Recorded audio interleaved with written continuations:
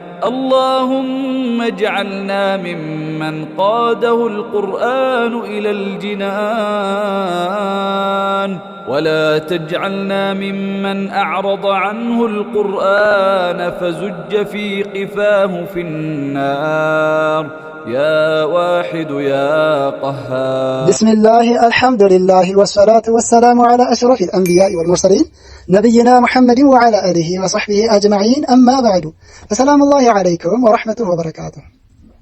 هداية المستفيد في أحكام التجويد. فصل في أحكام آل المعرفة. فصل كفرنا في أحكام آل المعرفة.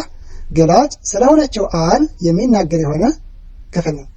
آل المعرفة مالت نكرة يما يتاوق ينبر انسان معرفة اندي تاوق يمتادرقنات يما يتاوق ينبر انسان اندي تاوق يمتادرقنات. لمثالي جاء رجل الكن من مالت لترجمه سو مطانو يا سو وندون سيت تلكيون تنش تقريون كاي اناك ብቻ ሰው መምጣቱን እንደተናገርኩት ስለዛ ሰው ቁና የለም። جاء الرجل ካልኩኝ ግን ሰውየው መጣ ማለት ነው። ያ ማለት ከዚህ በፊት ስለ ሰውየው ተነጋግረናል ወይም ሰውየው በቃ ስለሆነ ሰው የምናወራው የሚታወቅ ስለሆነ ሰው። ስለዚህ በአረብኛ አንድ የማይታወቅ የነበረን ስም እንዲታወቅ ማድረግ ከፈለግን አል ማስገባት ነው። ለምሳሌ ኪታብ የነበረውን አልኪታብ ካልኩኝ ይታወቃል ማለት ነው። ኪታብ ካልኩኝ መጽሐፍ ነው። አልኪታብ ካልኩኝ ግን መጽሐፉ ማለት ነው። በአረብኛ ቋሚ የሆነች ናት። የማይታወቅ የሆነ ነገር እንዲታወቅ ማድረግ አለች። በአማርኛ ቋሚ የሆነ ነገር የለም። በእንግሊዝኛም እንደዚህ ቋሚ የሆነ ነገር አለ። ለምሳሌ እነሱ ምን ናቸው? ዴፊኒት አርቲክል እና ኢንዴፊኒት አርቲክል የምንላቸው። ዴፊኒት አርቲክል ማለት ነው ዘ ነው። ኢንዴፊኒት አርቲክል ኤ ወይም አን ናቸው። ለምሳሌ ሌትስ ሪድ ዘ ቡክ ብል መጽሐፉን እናንብብ ማለት ነው ትርጉሙ። ሌትስ ሪድ ዘ ቡክ ዘ ስላስገባሁኝ። ነገር ግን ሌትስ ሪድ ኤ ቡክ ብንል ግን ምንድነው? ኤ ቡክ ካልኩኝ መጽሐፍ እናንብብ። ያ መጽሐፉ ገደብ አልተደረገለትም። ልክ እንደዚሁ በአረብኛውም ስንመጣ ነቅራ አልኪታበ ብል መጽሐፉን እናንብብ ነው። አል ስላስገባሁት ያ መጽሐፍ ይታወቃል ማለት ነው። ነቅራ ኪታበን ብል ግን መጽሐፍ እናንብብ ነው።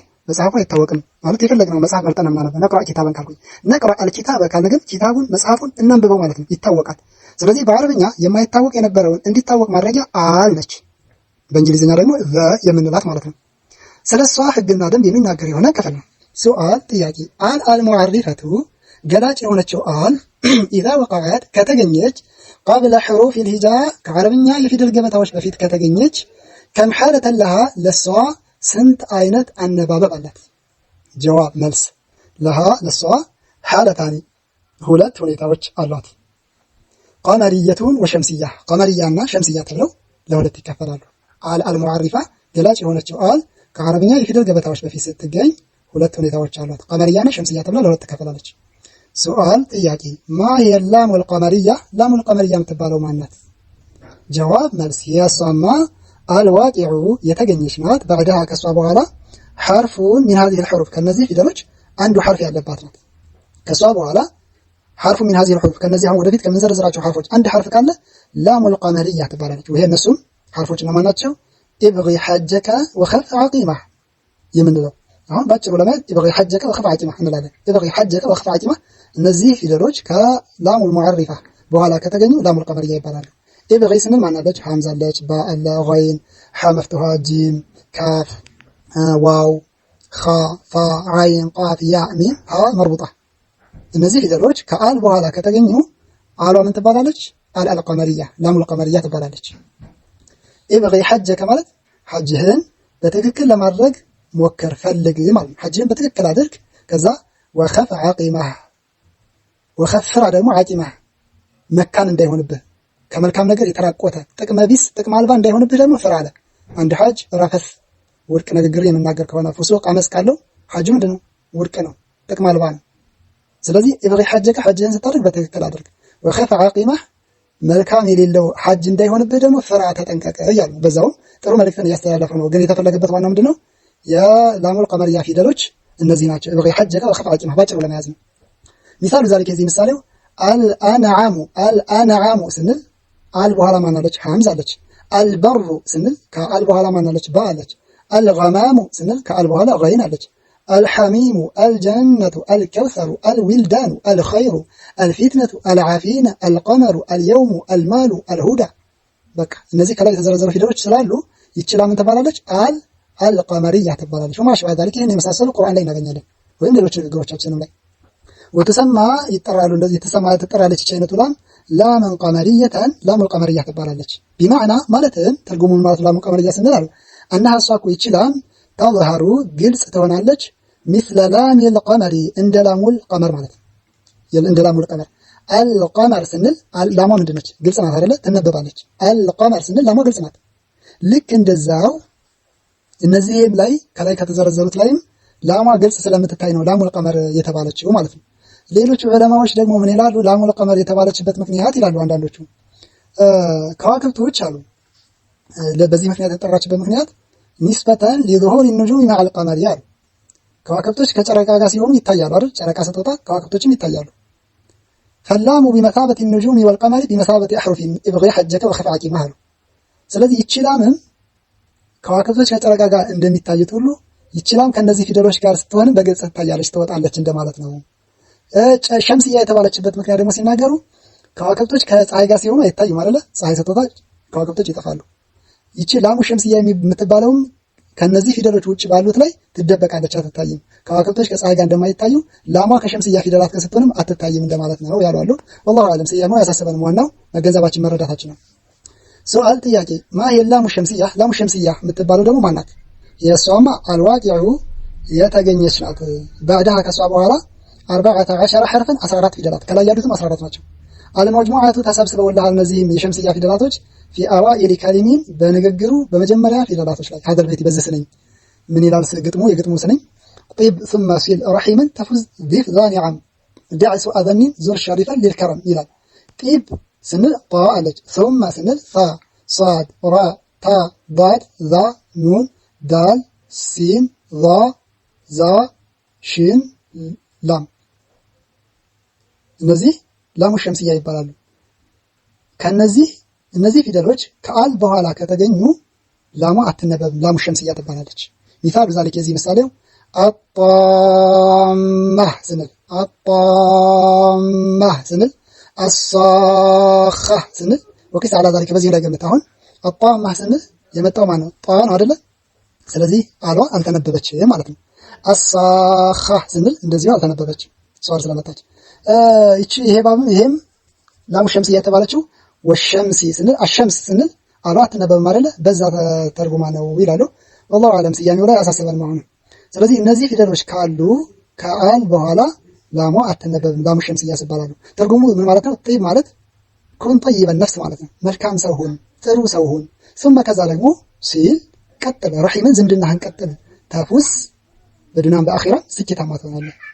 ዲፍ አስተናግድ ዛኒ አሚን የመልካም ነገር ባለቤት የዱንያዊም ሆነ አኺራዊ ጥቅም ባለቤት የሆነ ሰው አስተናግድ በመልካም በጥሩ አስተናግድ። ዳ ተው ሱአዘኒን መጥፎ ጥርጣሬን በሙስሊም ወንድምና እህቶች ላይ መጥፎ ጥርጣሬን ተው። ዙር ሸሪፋን ስትዘይር ደግሞ የተከበረን ሰው ዘይር ጎብኝ ለልከላሚ ለክብሩ ስትል ሸሪፍ የሆነን የተከበረን ሰው ዘይር ይላሉ። በዛውም ጥሩ መልእክት አስተላልፈውልናል። ጥሩ ሰው መሆን አለብን፣ ዝምድና መቀጠል አለብን፣ ጥሩ ሰዎችን ማስተናገድ አለብን፣ መጥፎ ጥርጣሬ ማስወገድ እንዳለብን እየነገሩ ነው። እንግዲህ እነዚህ ላሙ ሸምስያ ይባላሉ። سؤال ጥያቄ علامة اللام القمرية والشمسية لام القمرية والشمسية ملكتاቸው ምንድነው? ቁርአን ላይ ما علامة اللام القمرية والشمسية የላሙ القمرية የላሙ ሸምስያ ምልክት ምንድነው? ቁርአን ላይ ጀዋብ መልስ علامة القمرية የላሙ القمرية ምልክት ቁርአን ላይ الجزمة سكون ሆነ ነው የምናገኛት። አይ ስኩን ማለት ነው። ስኩን ሆና ነው የምናገኛት። ለምሳሌ القمر الانعام ስንል ላሟ ስኩን ሆና ነው የምናገኛት። وعلامة الشمسية الشمسية ደግሞ አሸዳ ነው የሚሆነው ከአል በኋላ ያለው ፊደል ሸዳ ነው። الشمس ስንል الطامة الصاخة ስንል ሙሉ በሙሉ ምንድናቸው? ሸዳ ናቸው። በዚህ መለየት እንችላለን ላሙ القمرية ላሙ ሸምስያ። ፈስሉን ክፍል ነው የአህካም ላሚ ሰለላም ህግጋት የሚናገር አልዋቂዓቲ የተገኘች የሆነች ፊልፊል ግስ ላይ የተገኘች ስለሆነችው ላም የሚናገር የሆነ ክፍል ነው ደግሞ ይሄ። ሰዋል ጥያቄ ما حكم اللام የላም ህጉ ምንድነው? አልዋቂዓቲ የተገኘች ፊልፊል ግስ ላይ የተገኘችው ላም ጀዋብ መልስ የጂቡ ግዴታ ይሆናል ኢዝሃሩሃ ላሟን ግልጽ ማድረግ ሙጥለቀን ያለ ገደብ ሰዋውን ካነ አልፊዕሉ ማዲየን ማለት ነው። ግሱ ያለፈ ግስ የሚሆን አው አምረን ወይም ትእዛዝም ይሆን ወይም ሙዳሪዕም ይሆን ማለት ነው። ያለ ገደብ ግልጽ ማድረግ ነው አሉ። ያው እዚህ ላይ የተወሰነ ማስተካከያ ይኖራል። ሁሌ ሳይሆን በአብዛኛው ግልጽ ነው የምትሆነው። አንዳንዴ ግን ግልጽ ማትሆንበት አለ ኢድጋም የምትሆንበት አጋጣሚ አለ። ላም መጨረሻ ላይ ሆና ቀጥሎ የመጣው ላም ከሆነ ኢድጋም ትደረጋለች፣ ቀጥሎ የመጣው ራ ከሆነ ኢድጋም ትደረጋለች። ስለዚህ እዚህ ላይ ሸይኹ የጅቡ ኢዝሃሯን ግልጽ ማድረግ ግዴታ የሆነ ሙጥለቀን ያለ ገደብ ሰውን ካን ፊዕሉ ግሱ ቢሆንም ማዲ ያለህም ቢሆን አው አምረን ትእዛዝም ቢሆን አው ሙዳሪዓን ያው እሳቸው ጨምረው ሙዳሪዕም ቢሆን ላሟን ግልጽ ማድረግ ግዴታ ነው ያለ ገደብ ነው ያሉት። አንዳንዴ ግን ኢድጋም ትደረጋለች ማንና ማን ላይ ላምና ራ ከሷ በኋላ ከመጡ ማለት ነው። እሺ ከዛ ምን አለ ሸይኹ ወተልሐቁል ማዲያ ያለፈ ግስ ላይ ትገኛለች ትጠጋለች ፊአኺሪ መጨረሻው ላይ ነው ወሰጢ መሃል ላይ አሉ መሃል ላይ አመል አምሩ ትእዛዝማ በተመለከተ ከፊአኺሪ መጨረሻ ላይ ነው የምትሆነው አሉ። ይሄ ሁሌም ሳይሆን ብዙ ጊዜ በመጨረሻው ላይ ነው የምትገኘው፣ ግን አንዳንዴ መጀመሪያ ላይ ማን ነው መሃል ላይ የሚገኝበትም አለ። እሺ ሚሳሉ ፊዕል ማዲ ያለፈ ግስ ምሳሌው መጨረሻው ላይ ነው መሃል ላይ ሰጥቷል። ጀዐልና ስንል ጀዐልና ስንል መጨረሻው ላይ ናት እና ሌላ ናት ዶሚር ናት ሶ ፕሮናውን ናት ራሷን የቻለች።